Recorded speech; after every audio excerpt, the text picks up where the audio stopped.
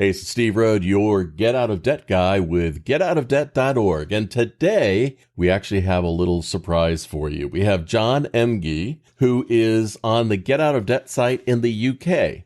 That's actually getoutofdebt.org.uk. John, thank you so much for joining Good us. morning. Good morning, your time. Well, one of the things that people will notice right away is the lack of a British accent. And why is that, John? I don't know. I've lived here 16 years, and I just have not picked up a British accent. I don't think I ever will. I don't know. John and I used to work together in the U.S., and when I moved to the U.K. to start a debt operation in the U.K., John was either smart enough or foolish enough to come on over with me, and I left and he didn't, and that's how that went. Yeah, and I have to thank you for that all the time. No, seriously. I mean, it was a great opportunity. Thank you. Well, you're welcome. It's always frightening when you can change someone's life. Yeah. Well, we're going to talk about some things that people here in the United States probably don't consider a lot. We feel like a lot of the things that are happening to the United States economy are somehow restricted to the United States, but they're not. I mean, things like inflation and employment concerns and fuel prices. Now, these are all things that affect people all around the world, not just in the United States. But first off, John, I want to talk to you about something I read about recently. The 50-year mortgage is coming to the UK. What do you know about that? I didn't know much. I had to research it a little bit. When I first moved over here 16 years ago, I thought about buying a flat, a place to live. And I was told that I was too old. I was 48 then. And it was like, oh, you're too old to get a mortgage. And they were right. The building societies and the banks and things like that were only doing like 10-year mortgages, 15 at best. I was too old. That you had to be able to pay the property off before you were of retirement age, which at that time I think was 65. It's gone up a little bit now. That's kind of crazy when you consider, our experiences here in the United States, where you can get a 30-year mortgage if you're 60. I remember because I was an underwriter for mortgages back years ago, and I remember the first time they came out with 40-year mortgages, and they were in San Francisco. Is when they started this because of the cost of the properties and everything. And they had to, if you want to keep the monthly payments down, you had to do a 40-year mortgage.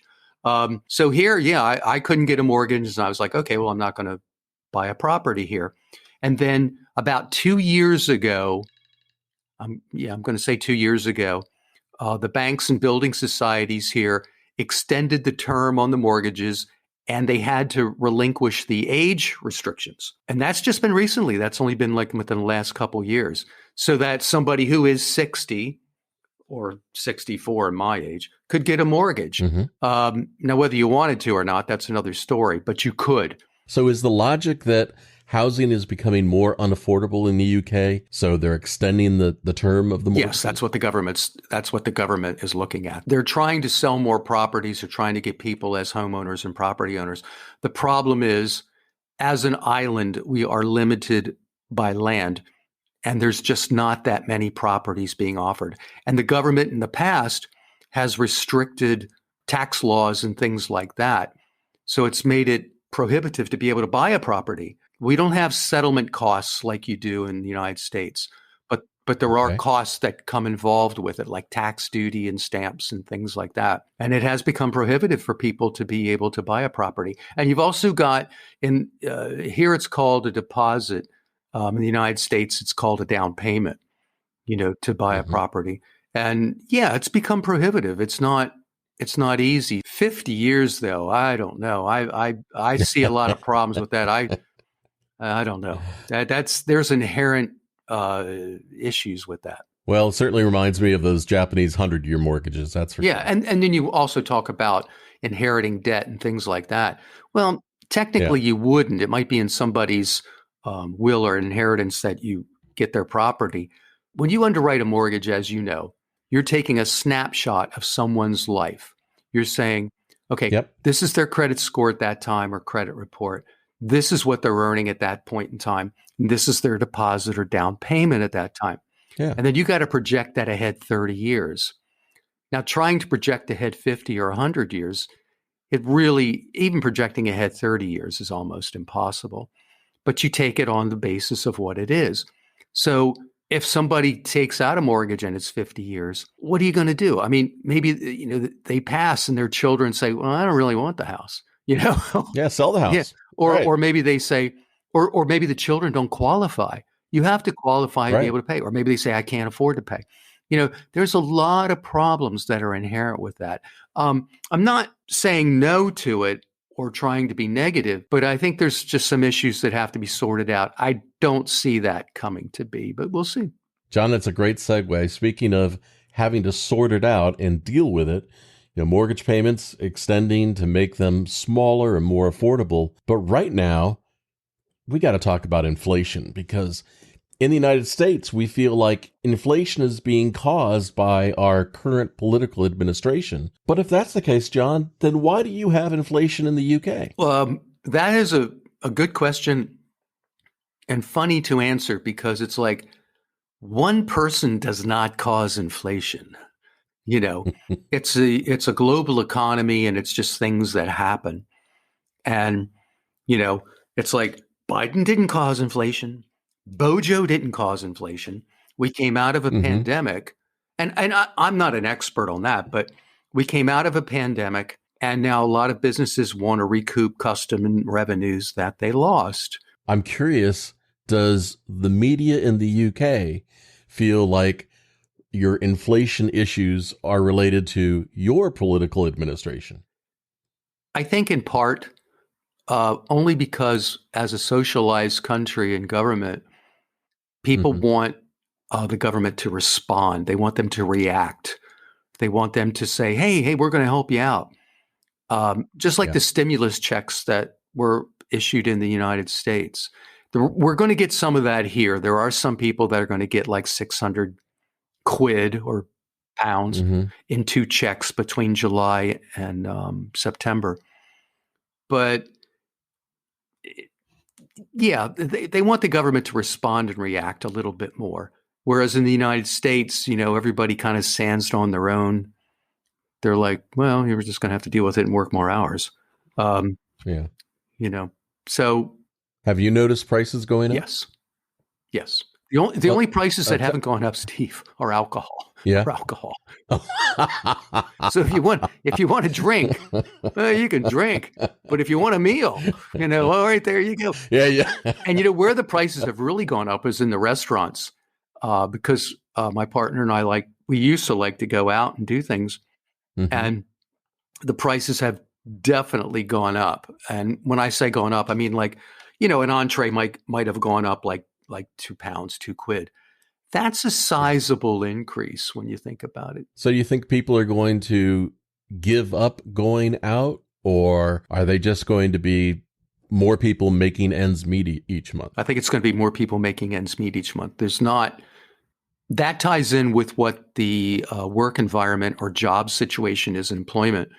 A lot of people have not gone back to work. So they're not still on furlough money, but they're receiving some sort of benefit. Yeah, they're not going to have the money to be able to go out. So it's a double-edged sword right there. Yeah.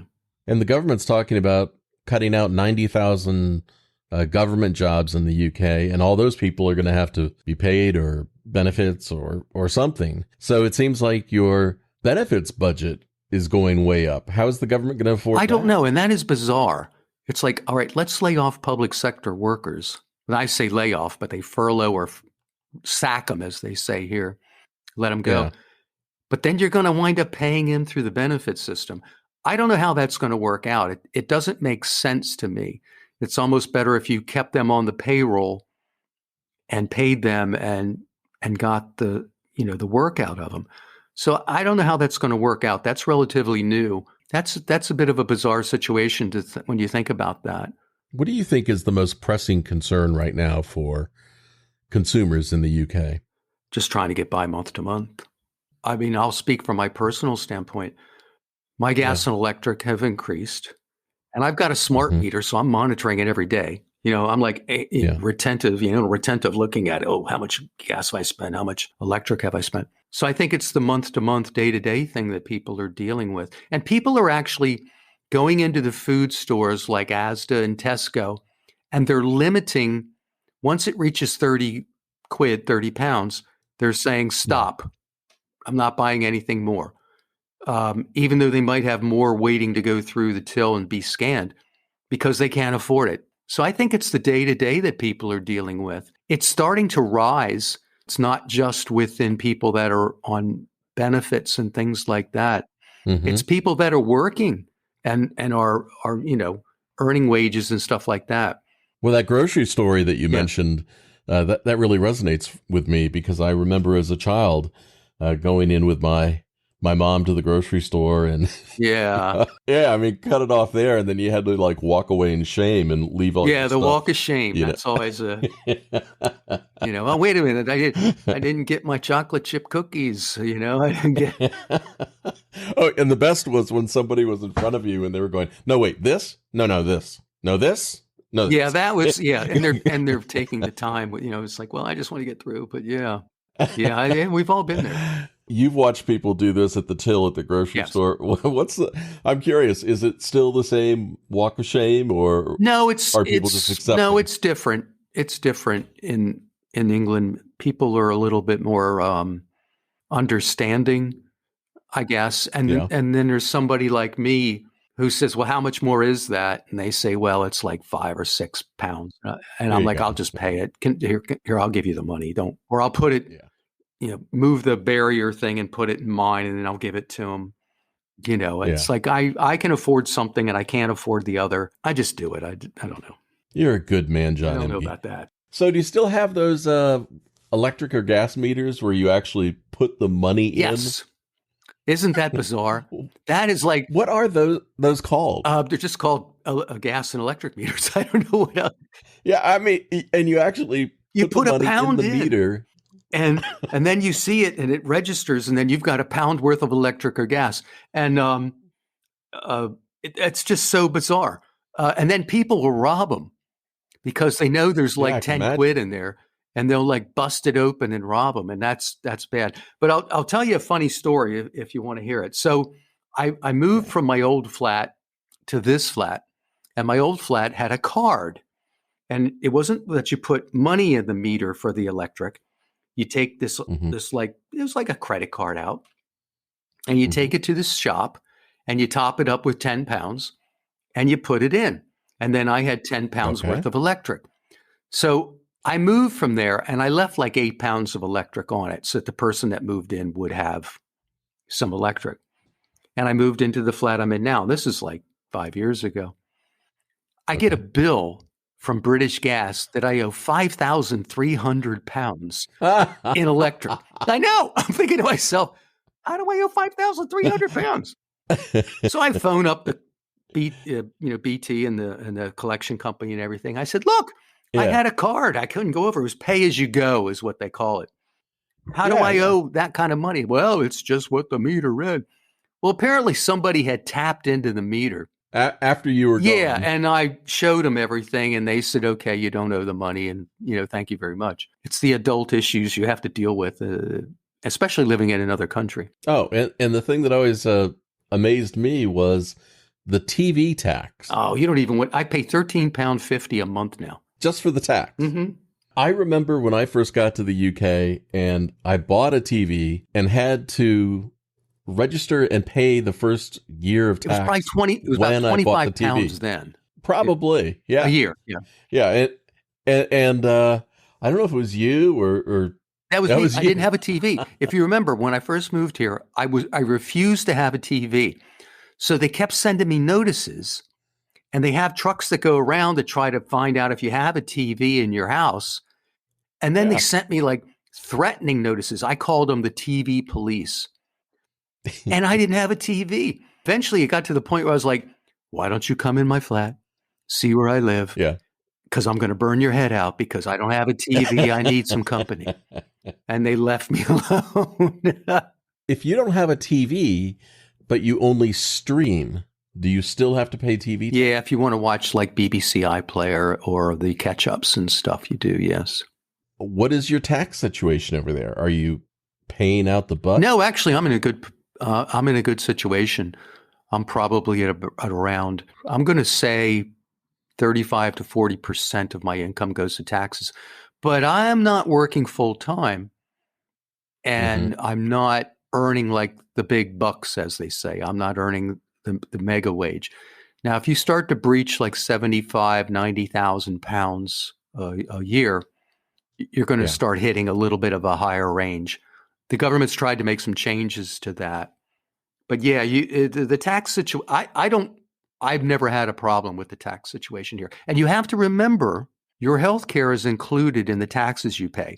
Your taxes are broken into two situations. You pay tax to the government and you pay NI, national insurance. When you look at it, and you can go to a doctor anywhere and everything like that, depending what your health care might cost you in the United States, it's not bad. I don't see the tax situation as bad. Now, if you start making a lot of money, then yeah, you're gonna be paying some taxes. But when you include the healthcare in that, it's not so bad. And I hear about what some people are paying for healthcare in the United States.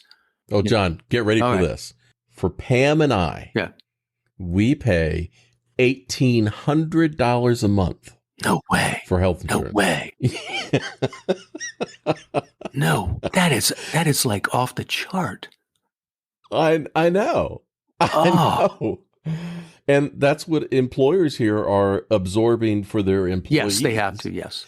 I private pay for my health insurance, and that's what it costs me. And so when I hear people in the United States bitch and complain about the NHS, right, and your medical situation in the UK, I think, I can stand in line for a little bit or wait a little bit and save $2,000 a month. I'm perfectly fine with that. You bring up two points. First off, yes, I think that's expensive and excessive. But at the same time, if you needed a doctor and you went to your doctor, he'd see you right away because he knows he's going to get paid right away. Here, you do have to wait, and the wait can be substantial. And when I say substantial, I mean like it can be like weeks or months. To see your GP? No, I can see the GPs, they'll talk to me over the phone, and then if they think that it's important. And we have a lot of self-help places too, where you go in and you get like a little physical thing done, all AI computerized. And so I've done that a couple times. I went and saw my GP last week, and they put through a bunch of blood tests for me and everything because of my age. And I'm going to have that done on Thursday, but I had to make an appointment for it. Whereas usually like my cholesterol and stuff like that, I could have done at any time. I could just walk in. So there is good points and bad points about that.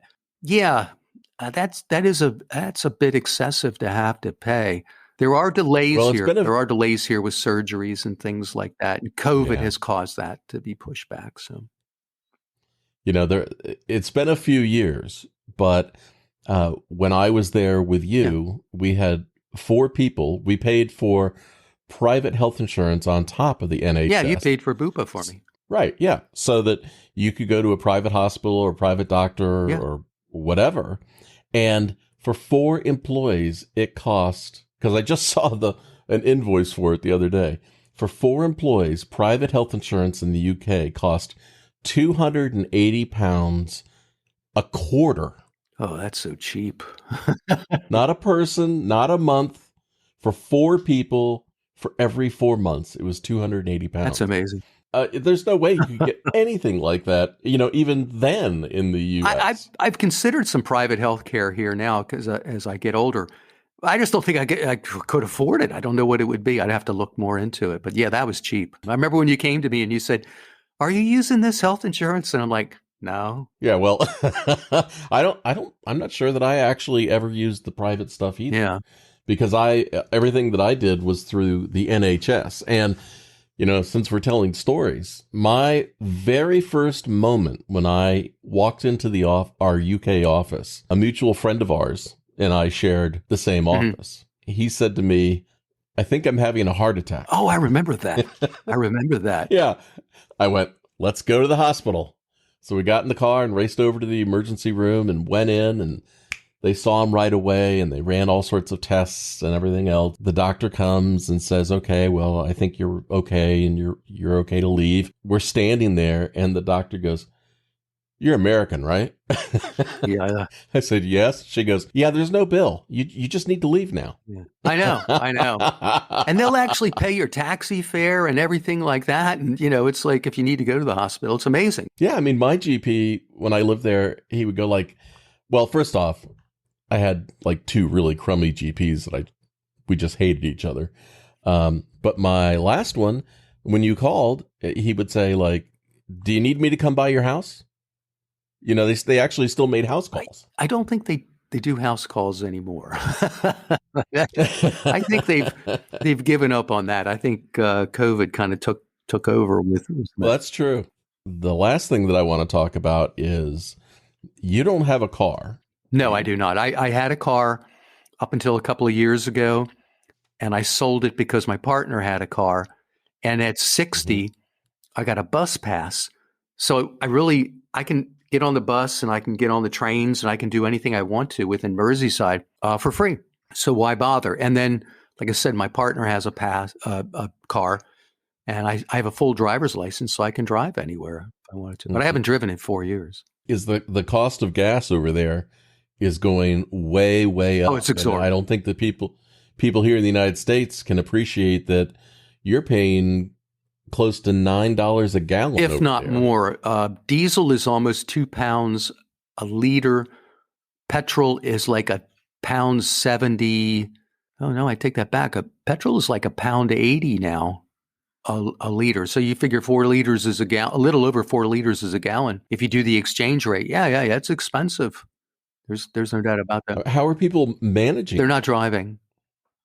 They're taking public transport, or they're trying to work from home as much as they can. But it doesn't help your insurance. So now we have pay-as-you-drive insurance. Oh my God! So I know. It's like if you create a mouse trap, you get a smarter mouse. Yeah. So people are driving less, and they're like, "Well, can I cut my insurance?" Well, if you drive less than 6,000 miles a year, yes, your insurance is going to be low. But people are like, well, I only drive 100 miles a month, So the insurance companies now have responded to that to try to make it so people only pay what they drive.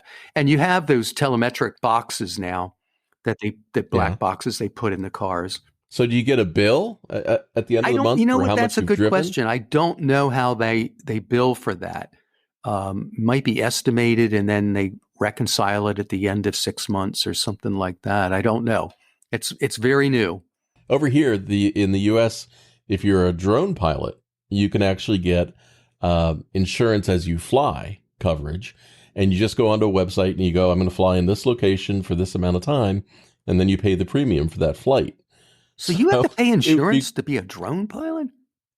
Well, I mean, if you don't want to get your ass suit off, I guess. But I it would be funny in the UK if you actually could have an app and go, I'm getting in my car now. Yeah, they do. They actually have applications you put on your phone, and you put your phone in the car, and you set it on the cradle or whatever, and then it monitors your driving and your mileage and everything like that. Hey, here's a quick question: what does it cost for commercial pilots insurance to fly? So I just sold an airplane. The reason I hesitate is because as a pilot myself, I had 2 airplanes. One it's a 1973 Cessna, and I pay about $2,000 a year on that one for $1 million coverage. I just recently bought an amphibious plane. That insurance coverage, this was a new plane, and that insurance coverage was $10,000 a year. I sold the plane. Needless to say. Well, it's a really good question, because that was for the full insurance package was $10,000 a year, or I could get liability insurance only for $1,500. But if the plane was involved in any sort of accident or damage or anything, I had no coverage. So I could self-insure and save some money, but I was really leaving myself out there very exposed in case anything happened. I mean, what do you do with a broken what was it, $190,000 plane? Here's my hunk Yeah, of leave junk. it here. Thank you. Yeah. Yeah. So it's expensive. I mean, aviation fuel over here right now is $8.50 a gallon at my local airport. Commercial airlines are buying on fuel futures, so I hope. Yeah. Oh, yeah. Commercial airlines. Yeah. Yeah, absolutely. They're getting cheap gas right now because it wasn't that much a year, 18 months ago when they were buying it. It'll go up. Prices are all going up. And of course, flying over here in the United States is just becoming the flying bus. It's I know. a less attractive experience. I know. It's not fun here either. It's flying here has become a chore. And as well as I do, you could fly from Manchester to Philadelphia every day, and it was relatively cheap. Now you have to go to Manchester, fly to Heathrow, and from Heathrow go to whatever your destination is. And Heathrow is a nightmare. When I look at flights now to come to the United States, I look at going from here to go east into some European country like Schiphol in Amsterdam or Belgium or something like that, and then flying into the United States. Really? That's less expensive? It's less stressful. The expense isn't so bad. The last time I flew to the United States, I flew Manchester to Brussels, Belgium to Montreal, Montreal to Philadelphia. Oh my I know. And you talk about, but it was cheap, and it was just easier than trying to go through Heathrow. Heathrow's a nightmare. They give you like a 30-minute window to get from, Terminal 3 to Terminal 5, and it's like it takes 50 minutes to get there, and you're like, I'm not going to make it. And then you also have those central waiting areas. So then even when they announce your gate, you still got a 30-minute walk to the damn gate. It is. It's terrible. So flying, and I joke about this, the golden age of flying has flown. I mean, it's gone. It's just not, international travel is just not that fun. So it's the same in the States. It's the same here. If you want to go from somewhere here over to Europe, it's a little bit easier. Flights are relatively cheap still. Well, you got the Ryanair and the EasyJet. Ryanair is a experience. nightmare. Don't get me started on that. Ryanair is a nightmare, and EasyJet's great. The thing about it, do they still start at £1 or something like that? They were. They're not so much anymore, but you can find like £9.99 flights and things like that. You know what I love? You could fly out of John Lennon Airport in Liverpool and fly into Newark for like £99 one way. So it would be like £188 return. This is back when you were over here and we were, but then they found out that the airlines wasn't servicing the planes. So they shut that. The CAA here, which is the FAA there, the CAA shut that down pretty quick. It was like, wait a minute, didn't I take that flight? But yeah, you can fly east. You can get flights to go to like Amsterdam, Belgium, Paris, and stuff like that. Still 29. It's like flying to Belfast. 30, what? It's like flying to Belfast. It's 30 minutes, and I've gotten flights to Belfast from here. It takes 30 minutes, and you can do it sometimes for like £19. Stuff like that. And those flights are not disrupted. The flights out of Manchester and Heathrow and stuff like that, you do not want to have to check a bag. It's not pretty. When you look at these photos of hundreds and hundreds of bags that are sitting there, you just don't want to check a bag. All right, John, let's talk. Let's wind this up because we could reminisce all day long and nobody wants to hear our story. I don't know. They might, Okay, one last plane story. All right, you'll appreciate this one. So I was flying from the United States back to England, and my flight went from D.C. to Stansted, which is outside London. Was it Dulles that you came out of? Because, it would be national. Dulles to Stansted. Yeah. We fly all the way from Dulles to England, and there's bad weather, and they can't land at Stansted. So they announced that we're going to land at another airport, and we're going to wait for the fog to lift. So we're going to be delayed. They go and land at Manchester. Okay. They don't have a gate, so they have to park the plane, somewhere. And they park the plane near the long-term parking lot. Right. And John, I look out the window. There's my damn car. Now that's a great story. I love that.